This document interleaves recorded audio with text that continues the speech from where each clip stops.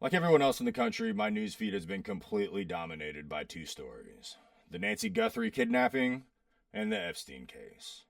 So, February 1st, the Nancy Guthrie story breaks, newsfeed completely bombarded by it. But then I noticed something February 2nd involving Bill Clinton and the Epstein case that kind of made me stop and go, because there's kind of this historical pattern in the United States where a bunch of high intensity news stories drop all at the same time and just kind of dominate the feed and take over. And while that's happening, it kind of seems to lessen the intensity of scrutiny on powerful American political families. Now, I'm not saying that these events are coordinated. That's not what I'm saying at all. I'm just exploring the timeline and showing you guys what I noticed. So, February 1st, the Nancy Guthrie disappearance drops, and it just completely dominates the news cycle. Phone alerts, every time you open Instagram, that's all you see.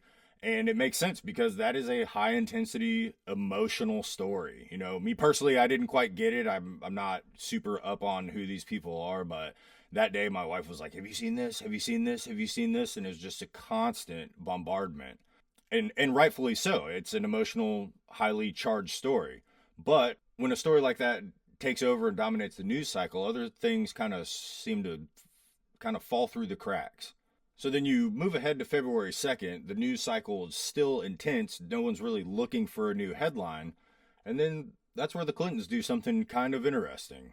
So after months of fighting it, ignoring legal subpoenas, they're, threatened of being held in contempt of court.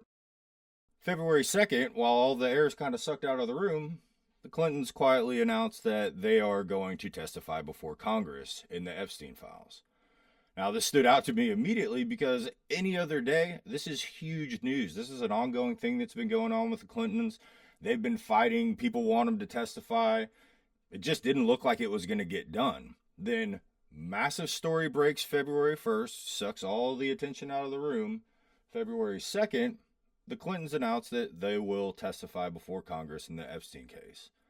What would have been a huge story on any other day kind of floats gently down, doesn't really land with any impact because all the attention is already on this Guthrie case.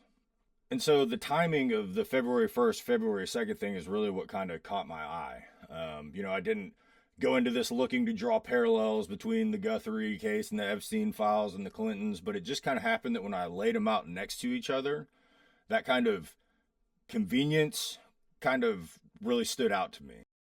And once I saw those two dates next to each other and the two events that were on there, that's kind of, it's a pattern noticed in the past. It happens fairly regularly where a large story or a couple large high impact stories, emotionally charged, grab all the attention. And while that's happening, other things that are not less important, maybe just less hyped at the minute, seem to slide under the radar a little bit. And again, that's a noticeable pattern. That's not a theory, it's something that you can quantify in historical news cycles over time.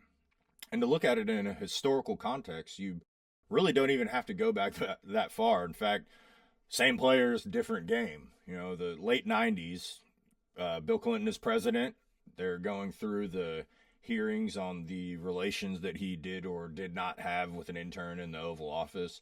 And it is all that anybody can talk about. I mean, consumes the news cycle 24 hours a day. They're going in December, going into these impeachment hearings, and enter Operation Desert Fox. Right as the impeachment hearings are happening, we go on a 4-day bombing campaign in Iraq. It steals a portion of the news coverage, not all of it, but, it kind of acts as like a pressure release valve. You split people's attention a couple different ways. The impact on either of those stories isn't quite as great.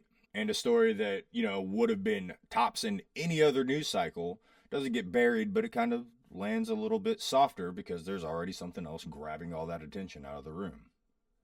Now, let me be clear before anybody goes and runs with what I'm saying here.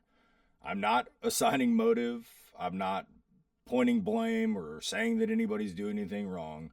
I'm once again noticed a historical pattern, how news story timing and the amount of attention that the populace has play off of each other And historically, it allows for a story that would have had a massive impact and dominated the news cycle. Now, it has to share time with another story, which by default kind of lessens the impact of what would have been a sensational news dominating story.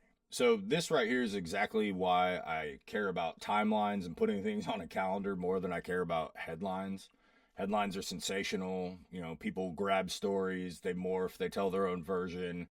The headlines are what dominate the attention cycle, but that doesn't mean that other things aren't happening. It just means that they don't land with quite the same effect.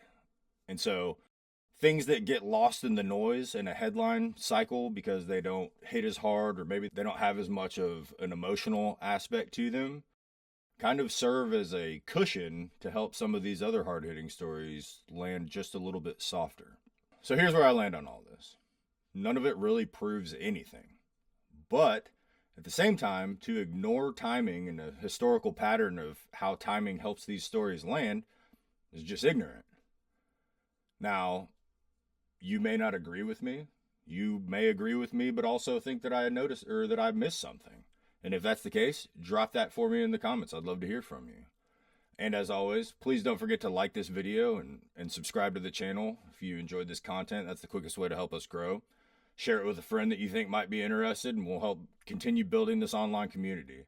That's going to do it for me on this one today. Until next time, Sticky Green Beret, out.